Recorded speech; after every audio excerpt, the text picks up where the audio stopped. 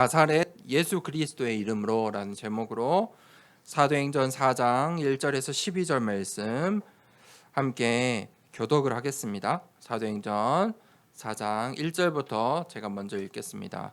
사도들이 백성에게 말할 때 제사장들과 성전 맡은 자와 사두개인들이 이르러 예수 안에 죽은 자의 부활이 있다고 백성을 가르치고 전함을 싫어하여 그들을 잡음에 날이 이미 저물었으므로 이튿날까지 가두었으나 말씀을 들은 사람 중에 믿는 자가 많으니 남자의 수가 약 5천이나 되었다.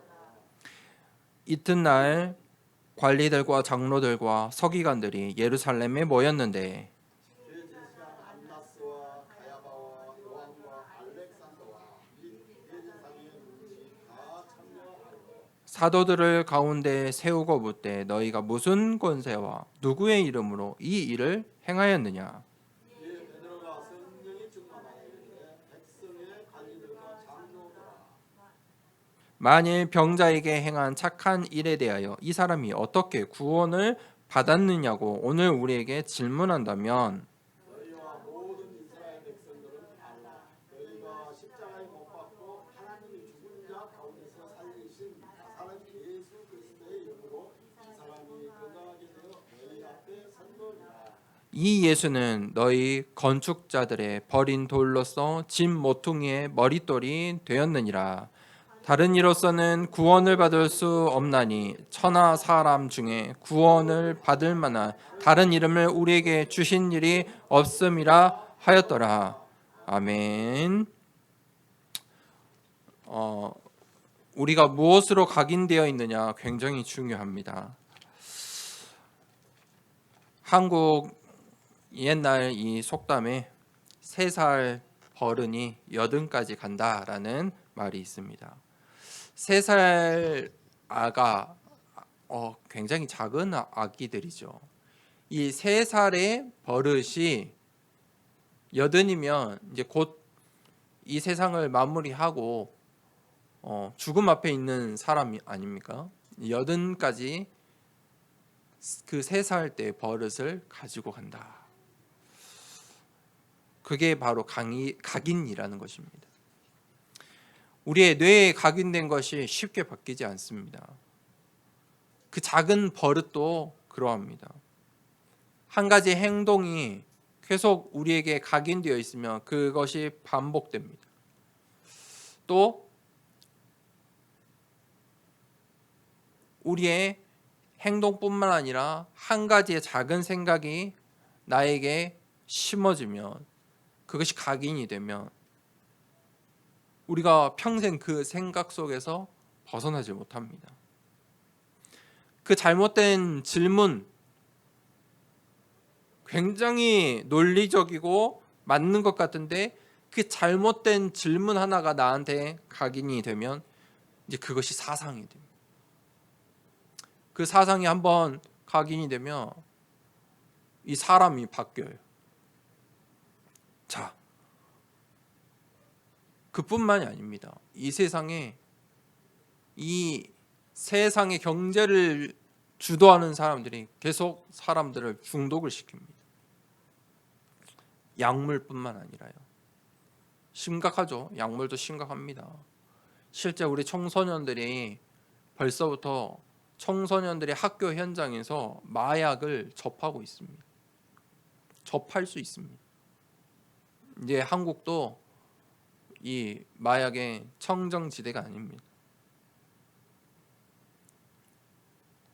뿐만 아니라 미디어, 그렇죠? 요즘의 미디어는 굉장히 빠른 걸 추구하죠. 쇼츠, 그것들이 우리의 뇌를 자극시키고 거기에 중독되게 만듭니다.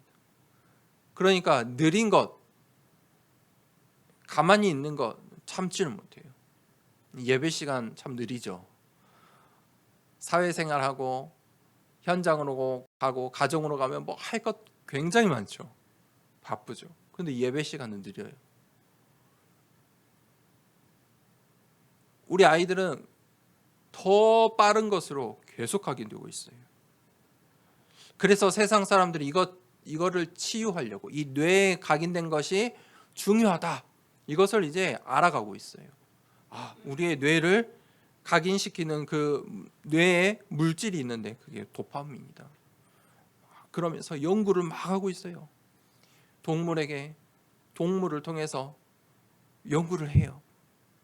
왜 사람은 중독이 되고 왜 거기서 쉽게 그것을 바꾸지 못할까? 막 연구를 해요. 그래서 명상을 해요. 뇌를 쉬고 멈추고 바꾸는, 굉장히 엘리트일수록 명상을 해요. 이게 지금 이 시대예요. 근데 명상의 결국 끝은 무엇이냐면 접신이에요. 신을 받아들이는 거예요. 그래야 이 세상의 치유가, 이 세상이 말하는 치유는 그래야 그것을 바꿀 수 있다라고 말을 해요. 그게 엘리트들의 지금 상황이에요. 자, 우리는 그것이 아니죠. 묵상이죠. 묵상은 무엇이냐면, 나를 찾는 것은 명상이라면 묵상은 하나님을 찾는 거예요. 하나님을 바라보고 하나님의 말씀에 집중하는 거예요. 그런데 이 뇌에 각인된 것도 그렇게 중요한데 뇌보다 더 중요한 것이 있어요. 그게 영혼이라는 거예요. 우리의 영혼에 한번 각인되면요, 그것은 바뀌지 않아요. 그래서 우리 그거를 상처라고 이렇게 말하기도 하죠. 상처가 된 것도 쉽게 안 바뀌어요. 어릴 적에 경험했던 나쁜 그 상처들이 쉽게 안 바뀌어요. 시간이 훨훨 지났는데도 그것이 아직 나에게 남아 있어요. 그게 영혼에 각인돼서 그래요.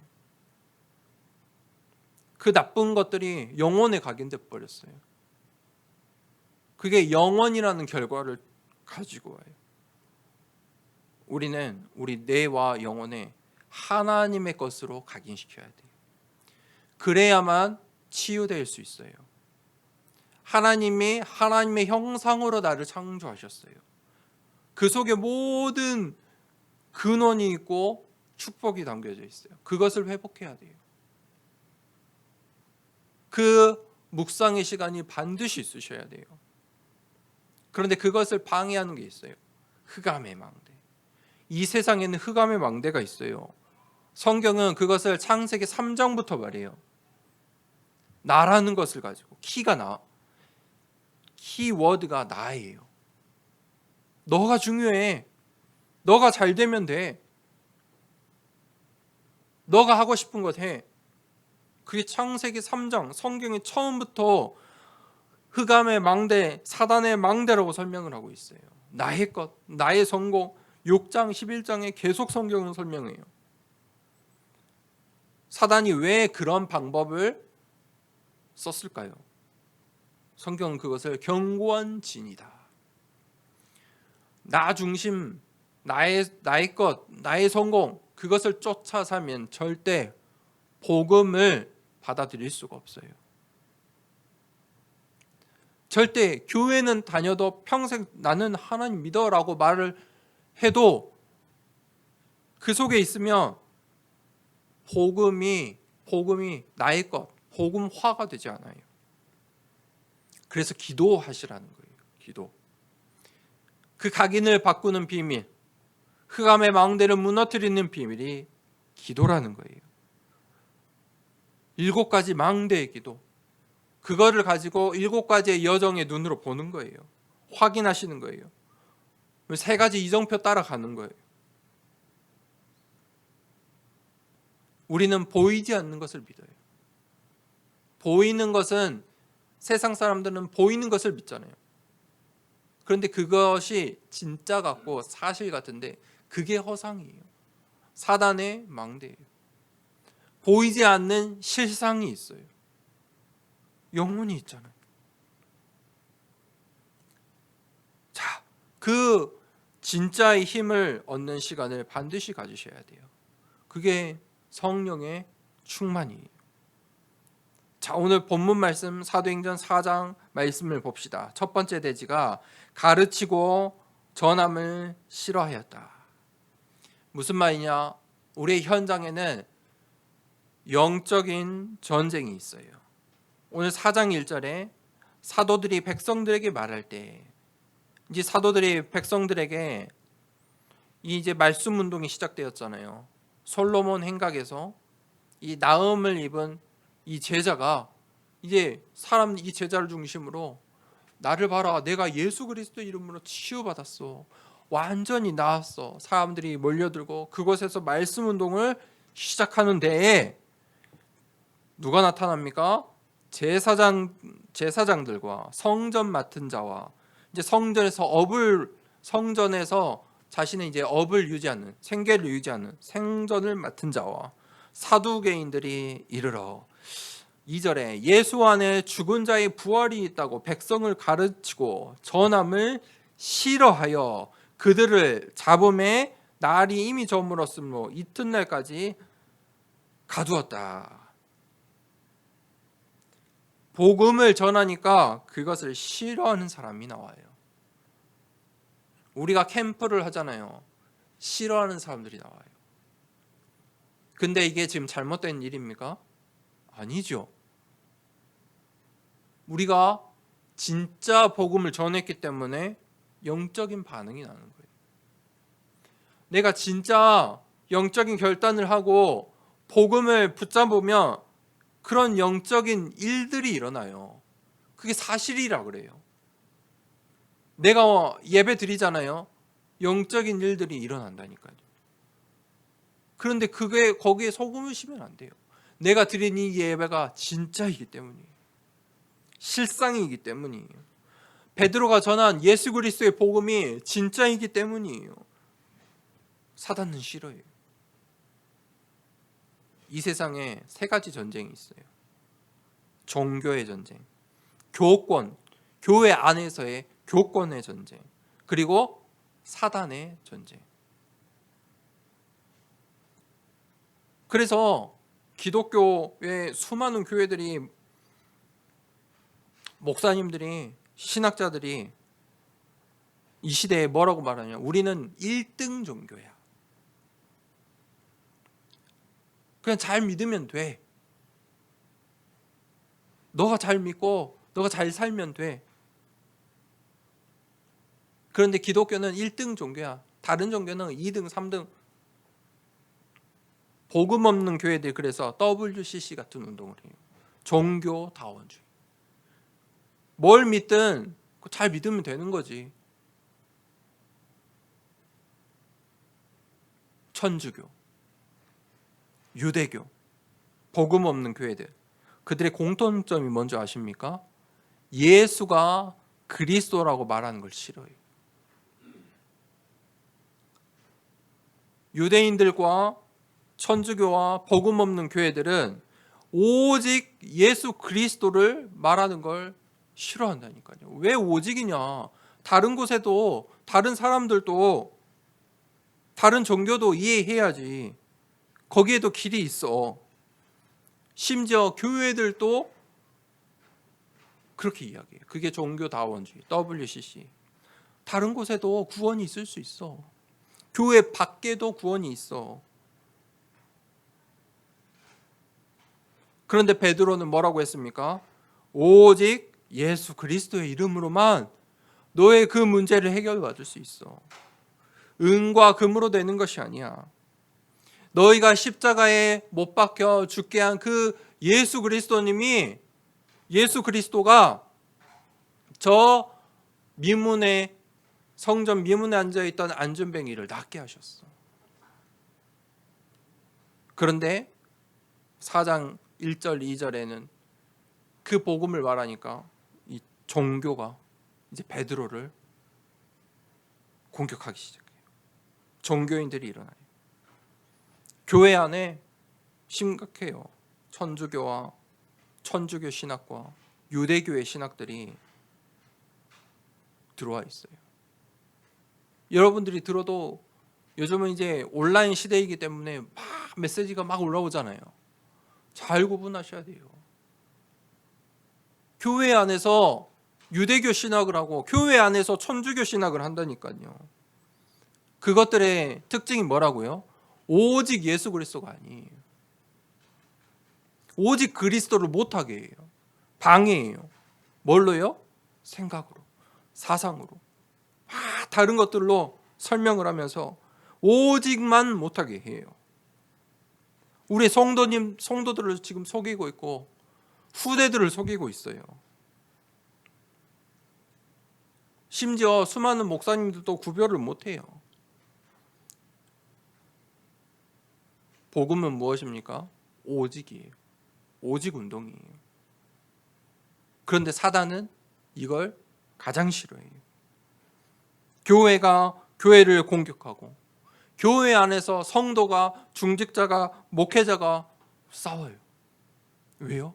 오직 못하게 하려고. 그런데 반드시 알고 계셔야 돼요. 그 누구도 복음을 막을 수가 없어요. 그러한 종교인들도, 복음 없는 교회들도 그 사단의 어떠한 방법도 복음을 막을 수는 없다. 그런데 그들은 여론을 만들어요. 수고. 오직을 방해해요. 결국 어떻게 해요? 핍박해요. 베드로를 어디에요? 감옥에 넣어버렸어요. 너는 이단이야. 이게 그 종교인들의, 다른 말로 말하면 수준이. 그 사람들은, 이 종교는 나 중심이, 나에게 불리기 와요. 너 이단이야. 지금 이 사람들이 자기들에게 불리해지거든요. 자기에게 불이익할 것 같아요. 그러니까 베드로 너는 이단이야. 감옥에 넣어버려요. 종교는요, 나 중심은요, 절대 불가능해요. 세상은 뭐라고 합니까? 사람에게 한계가 없어. 너는 뭐든지 다 할 수 있어. 그게 종교거든요. 그런데 사람은요, 한계가 분명해요. 하나님 그렇게 창조하셨어요. 인간에게는 한계가 있어요. 당장 하루만 잠을 못 자도 해롱해롱 하잖아요. 복음은요, 절대 가능해요. 왜 그렇습니까? 복음은 하나님의 것이, 나랑 전혀 상관이 없어요. 내가 할 수 있는 것이 없어요. 복음은 하나님이 주시는 것이에요. 종교는 복음을 막을 수가 없어요. 막는 척 하는 거예요. 핍박해요. 이단이라고 괴롭힐 수 있어요. 그러나 이길 수가 없어요. 그 전쟁에서 종교가 복음을 이길 수가 없다니까요. 마가다락방에서 언약을 붙잡은 이들이, 복음을 붙잡은 이들이 성령 충만했잖아요. 15개 나라의 말로 방언을 하며 복음을 선포했어요. 그때 어떤 일이 일어났어요? 3천 제자가 일어났어요. 이게 복음의 능력이에요. 단 한 번, 그 하나님의 때에 성령 충만을 받았는데 3천 제자가 일어났어요. 그런데 오늘 또 무슨 일이 일어납니까? 4절에 말씀을 들은 사람 중에 믿는 자가 많으니 남자의 수가 약 5천이나 되었더라. 이 베드로와 요한의 그 캠프, 성전 미문에 앉아 있었던, 절대 불가능 속에 있었던 그 앉은뱅이가 예수 그리스도의 이름으로 일어나 걸었잖아요. 그 말씀 운동의 시작으로 제자들이 5천 명이 세워졌어요. 이걸 어떻게 막습니까? 베드로와 요한을 감옥에 가둔다 한들 그 말씀 운동을 막을 수 없어요. 사단은 하나님의 나라를 무너뜨릴 수 없어요. 속이는 거예요. 두 번째 대지, 복음과 종교. 그래서 이 종교 지도자들은 기독교를 종교화했어요. 왜냐하면 그게 나에게 유익해요. 이 사회에서 종교화, 이 교회가 오직이 아니고 다 함께 어울릴 수 있는 종교로 만들어요. 그래서 세상 사람들은 종교를 가지고 싶을 때 이 천주교가 좋다고 해요. 왜냐하면 문이 다 열려 있거든. 모든 문이 열려 있어요. 포용력이 있다고 생각해요. 올바른 말을 한다고 생각해요. 그게 세상을 향해서는 올바른 말일지 모르지만 그것으로 그 종교로는 나의 영혼을, 나의 생명을 살릴 수가 없어요. 내 자녀를 살릴 수가 없어요. 사람의 노력이에요. 사람이 만든 것이, 그것이 종교예요. 4장 5절에서 6절에 보니까 이튿날 관리들과 장로들과 서기관들이 예루살렘에 모였는데 이 제사장과 성전 맡은 자와 사두개인들이 이제 사람들을 불러 모아요. 관리들과 장로와 서기관들을 막 모아요. 6절에 대제사장 안나스와 가야바와 요한과 알렉산더와 대제사장의 문중들까지 다 모였어요. 자기 편을 다 모은 거예요. 베드로는 감옥에 가다 두고 이제 자기 편 사람들을 전부 모았어요. 종교인들을 전부 모았어요. 그 사람들이 뭘 해요? 여론 형성을 해요. 팀을 만들어요. 그리고 베드로를 이제 재판하는 거예요. 그 사람들은 복음에 관심이 없어요. 이 사람들 때문에, 이 베드로 때문에 지금 3천 제자, 5천 제자가 일어나고 있다. 큰일 났다. 우리에게 피해를 준다. 우리 모두에게 피해를 주고 있는 상황이다. 세상 나라의 방식이 그래요. 정치, 교회 안에도 똑같아요. 종교 정치, 그걸 교권화해요. 힘으로 만들어요. 대제사장이 문중까지 왔다니까. 그리고 4장 7절에 사도들을 가운데 세워놓고 쭉 둘러싼 거예요. 이게 세상의 방식이잖아요. 질문을 하는 거예요. 세상에나. 그 장면이 상상이 가십니까? 그런데 어떤 질문을 하느냐가 중요해요. 왜 그렇습니까? 지금 이 상황 속에 어떤 질문이 굉장히 중요하잖아요. 그 질문 속에 의도도 있고 계획도, 또 그 사람들의 수준까지 다 담겨져 있어요. 뭐라고 질문합니까? 7절에 너희가 무슨 권세와 누구의 이름으로 이 일을 행했냐? 지금 어떤 일을 말하지요? 성전 미문에 앉아있던 그 앉은뱅이를 도대체 어떤 권세와 누구의 이름으로 낫게 한 거냐? 저 사람을 어떻게 너네 편으로 만들었느냐? 지금 사람들이 3천, 5천 제자가 일어나서 다 너의 말을 따라가는데 이게 지금 누가 시켰냐? 무슨 꿍꿍이냐? 이 사람들의 질문이에요.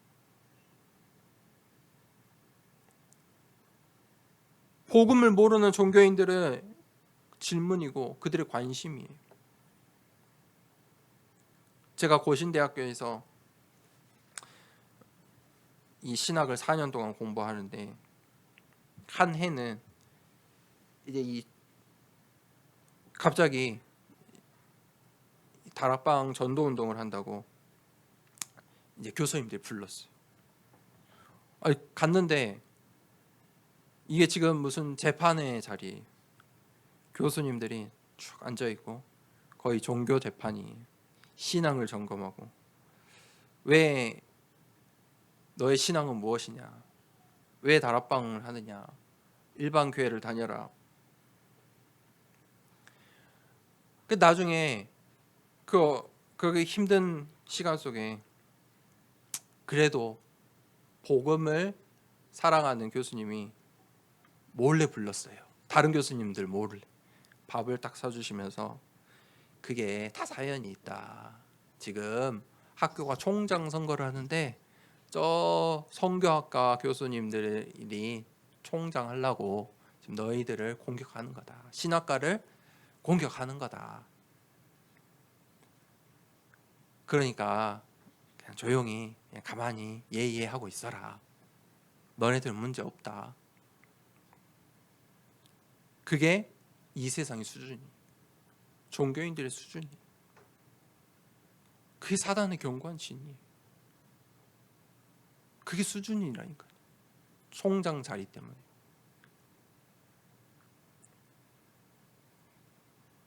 결국은 신학과 교수님이 총장이 됐어요. 그래서 학교는 졸업할 수 있었어요. 아니, 복음을 전하고 선교한다고 하는 교수님들이 그렇게 싸워요. 유치하죠. 복음화. 우리가 왜 이 다락방 전도 운동이 일어났습니까?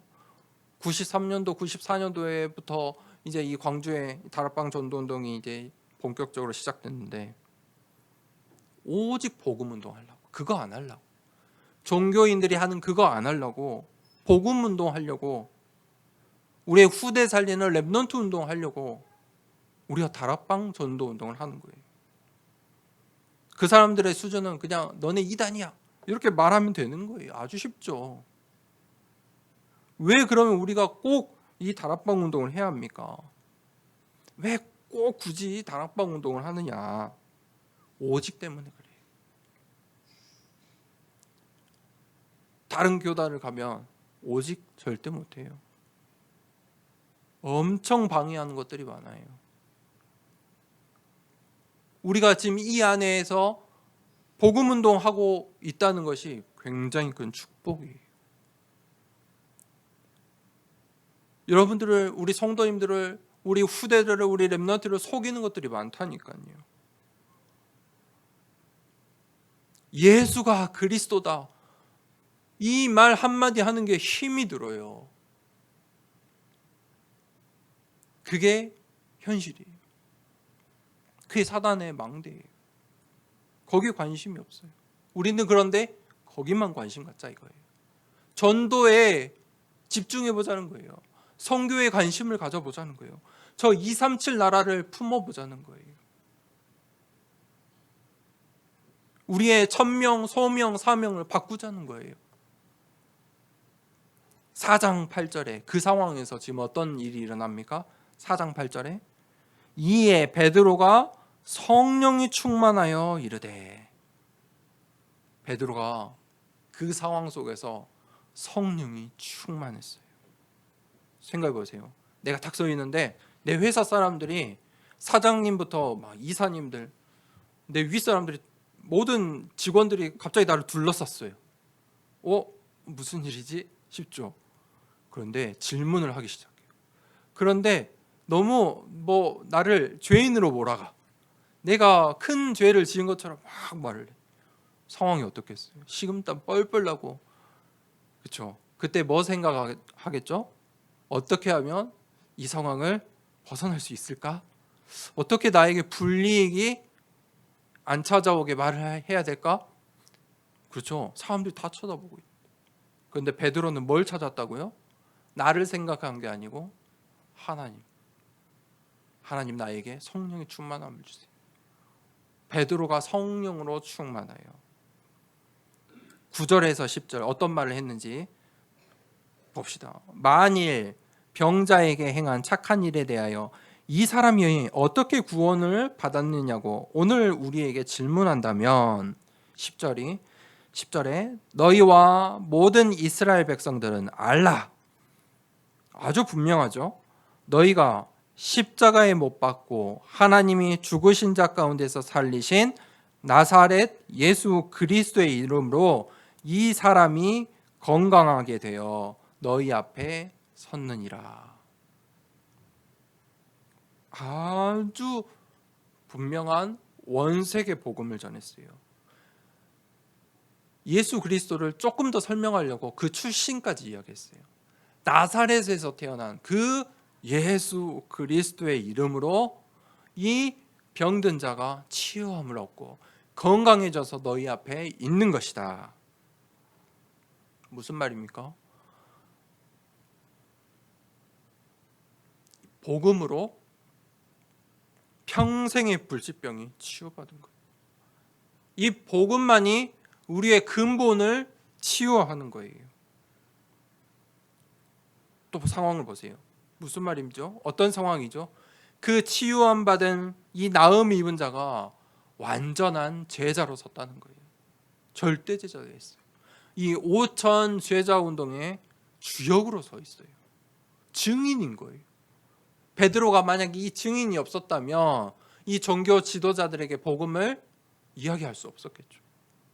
그런데 하나님께서 이 증거 가진 증인을, 제자를 붙여주신 거예요. 세 번째 대지, 이 베드로의 이 믿음의 고백이 정말 중요해요. 이 초대교회의 시작은 베드로의 믿음의 고백으로 이루어졌다고 해도 과언이 아니에요. 베드로가 원래부터 믿음이 좋은 사람이었습니까? 아니에요.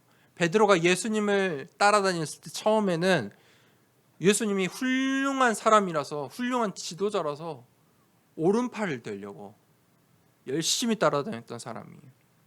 그런데 예수님이 십자가에 처형당하시니까 나 예수님 모른다 했던 사람이에요. 그런데 베드로가 갈보리 산에서 예수님의 말씀에, 내가 다 이루었다 하신 그 말씀에 각인이 된 거예요. 갈보리 산의 언약. 감람산에서 이제 예수님께서 십자가에 죽으시고 부활하셔서 40일 동안 하신 말씀에 각인이 되었어요. 감람산의 언약. 그리고 마가 다락방에서 이제 그들이 예루살렘으로 내려와 마가의 다락방에 올라 실제로 그 말씀을 믿고 기도했어요. 마가 다락방의 언약. 오늘 이 장면은 예루살렘의 공의회예요. 종교 재판이에요. 그 사람들이 예수님을 십자가에 못 박도록 했잖아요. 이 사람들이 저번 주 말씀에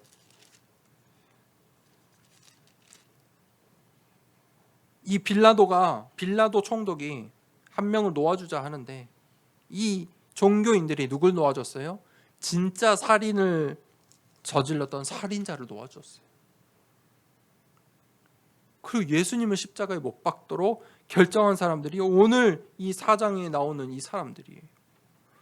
그 사람들 앞에서 베드로가 복음을 담대히 선포했어요. 도망가지 않았어요. 베드로가 어떤 믿음의 고백을 했습니까? 마태복음 16장 16절에 주는 그리스도시요 살아계신 하나님의 아들이시다. 오늘 사도행전 3장 6절에 뭐라고 했습니까? 은과 금은 내게 없거니와 나사렛 예수 그리스도의 이름으로 일어나 걸으라. 오늘 4장 12절에 베드로가 믿음의 고백을 또 해요. 같이 한번 읽어볼까요? 4장 12절. 나의 믿음의 고백으로 한번 읽어봅시다. 시작. 다른 이로서는 구원을 받을 수 없나니 저나 사람 중에 구원을 받을 만한 다른 이름을 우리에게 주신 일이 없음이라 하였더라. 아멘. 한 주간 동안은 이 세 가지 고백해 보세요. 이 베드로의 고백 위에 하나님께서 무너지지 않을 교회를 세워주셨어요.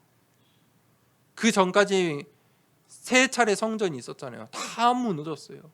그런데 하나님께서 베드로의 이 믿음의 고백 위에 다시는 무너지지 않을 교회를 세워주셨어요. 그 교회가 어디에 있습니까? 오늘 이 자리에, 오늘까지 있는 거예요. 내 반석 위에 교회를 세우리니 음부의 권세가 다시는 이기지 못할 거야. 베드로가 오늘 4장 12절에 어떤 고백을 했어요? 유일성을 고백한 거예요. 다른 이름은 없다. 유일한 길이야. 그리스도의 유일성을 선포한 거예요. 그리스도의 유일성이 믿어진다. 이 오직이 믿어진다. 그 사람은 복음을 아는 사람이에요. 그런데 아직도 왜 오직인지 왜 유일성인지 모르겠다. 아직 복음화가 되지 않은 거예요. 그런데 사단은요, 그것만 못하게 해요. 평생을 교회를 다녀도 목사여도 신학자여도 그리스도의 유일성만 모르게 한다니까요. 다른 이름으로서는 구원을 받을 수 없다고 성경이 기록하고 있는데 이것을 믿지 못해요. 그러니까 하나님이 하시는 일, 재창조의 역사가 일어나지 않는 거예요. 다른 것은 없어요. 오늘 이 종교 지도자들은 그걸 물었잖아요. 누구의 권세냐? 너의 뒷배경이 누구냐? 누구의 이름을 지금 쓰는 거냐? 세상은 그렇게 질문해요. 그런데 우리의 답은 무엇입니까? 다른 이름으로서는 구원을 받을 수 없나니 천하 사람 중에 구원을 받을 만한 다른 이름을 우리에게 주신 일이 없다. 예수 그리스도의 이름으로, 나사렛 예수 그리스도의 이름으로 내가 오늘 구원을 받고 일어나 걸을 수 있는 겁니다. 결론입니다. 집중의 시간을 반드시 가지셔야 돼요. 각인을 바꾸는 시간 반드시 있으셔야 돼요. 아니, 이미 나에게 각인된 것이 1년, 2년, 10년, 20년 있는데 그걸 하루 만에 바꿀 수 있습니까? 절대 안 돼요. 계속해서 하나님의 말씀을 들으셔야 돼요. 이 예배 메시지를 들으셔야 돼요. 듣는 것이 각인되거든요. 믿음은 들음에서 난다. 들음은 복음을 말미합니다. 복음을 들으셔야 돼요. 왜 예배 시간에 오직 복음만 이야기하느냐? 계속 이걸로 각인되어야 돼요. 예배는 생명수예요. 생명의 물이에요. 계속 먹어야 돼요. 자주 마셔야 돼요. 말씀을 계속 들으셔야 돼요. 우리의 가정들과 후대 사역하는데 예배 잘 어렵잖아요. 힘이 없으면, 영적인 힘이 없으면 예배가 어려워요. 그대로 두면 될까요? 하나님의 시간표가 있겠죠. 근데 그 시간표를 앞당기려면 어떻게 해야 되냐면 들려줘야 돼요. 하나님의 말씀을 들려줘요. 축복의 말을 하세요. 축복해 주세요. 후대들에게, 예배 못 나온 우리 성도들에게, 우리 렘넌트들에게 한마디라도 말씀을 들려주세요. 그 작은 한마디가, 내가 너를 위해 기도해, 그 한마디가 각인을 바꾼다니까요. 내가 오늘 이 자리에 예배 드릴 수 있는, 이 자리에 앉을 수 있는 축복은 내가 그만큼 각인이 되어 있어서 그래요. 그만큼 바뀌었기 때문이에요. 그 각인이 바뀌지 않으면 예배 드릴 수가 없어요. 망대의 각인. 반드시 베드로가 붙잡았던 갈보리산, 감람산, 마가다락방의 언약으로 각인시키세요. 자, 여기서 키포인트는 무엇이냐면 장소잖아요. 갈보리산, 산의 이름이에요. 감람산, 마가다락방, 마가의 집. 장소가 있다. 시간표가 있다는 거예요. 각인을 바꾸려면 그 타임이 있어야 돼요. 내가 하나님의 축복, 나도 전도자로서, 중직자로서 정말 교회를 살리고 후대를 살리고 237 나라를 살리고 싶다. 그 타임이 있으셔야 돼요. 하나님이 지혜를 주세요. 체력을 주세요. 경제력을 주세요. 만남의 축복도 주세요. 당연히 영적인 힘도 주세요. 베드로처럼, 베드로의 이 상황 속에서 베드로가 성령의 충만함을 받았어요. 성령의 충만함을 주세요. 그 하나님의 망대를 세워라. 하나님의 망대는 분명합니다. 사도행전 1장 1절에 예수 그리스도, 오직 그리스도예요. 유일성이에요. 다른 이름이 없어요. 1장 3절에 하나님의 나라 때문이에요. 하나님의 나라. 하나님의 나라가 있어요. 우리는 이미 세상 나라로 가득 각인되어 있어서 보이지 않아요. 하나님의 나라, 사탄의 나라가 보이지 않아요. 그런데 사탄의 나라는 사람들이 좀 알아요. 그래서 뭐 하냐면 종교를 찾아가고 사주팔자를 찾아가고, 여러분 엄청 많아요. 지금 이 시간에도 사주팔자 보러 간다니까요. 내가 아기를 이 아기 이름도 함부로 못 지어요. 이사도 함부로 못 해요. 왜 그렇습니까? 사단의 나라를 봐서 그래요. 야, 이건 내 힘으로 안 돼. 그러니까 부적도 만들고 이름도 바꿔보고, 심한 사람들은 막 굿도 하고요. 현실이에요, 현실. 하나님의 나라를 몰라서 그래요. 그런데 그것으로 끝난 게 아니에요. 하나님의 나라가 있어요. 예수님께서 가장 마지막 사역이 그거예요. 하나님의 나라를 40일 동안 설명하셨어요. 그것을 믿기만 하면 1장 8절에 오직 성령의 역사들이 시작돼요. 재창조의 일들이 일어나요. 하나님의 능력은 무에서 유를 만드세요. 우리는 무에서 유라는 게 불가능하다고 이미 각인되어 있어요. 그런데 하나님은 가능하다고 말씀하세요. 절대 가능이야. 그게 재창조예요. 하나님의 망대를 세워라. 그러한 하나님의 망대되는 모든 우리 더사랑교회의 성도님들 되시길 축복합니다. 이 시간에 함께 기도하겠습니다. 우리에게 문제와 사건과 어려움이 있어요.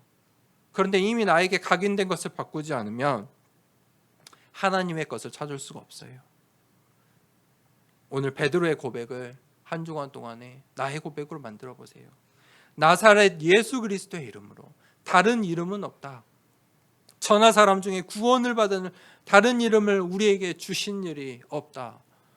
그 예수 그리스도의 이름을 오직 유일성으로 붙잡으며 한 주간 동안 하나님께서 재창조의 역사로 응답하실 것입니다. 하나님, 그 하나님의 망대 세우는 나의 인생의 여정, 오늘 예배 시간 되게 하여 주시옵소서. 이 시간에 함께 말씀을 붙잡고 기도하겠습니다. 성삼위 하나님이 나의 주인 되심을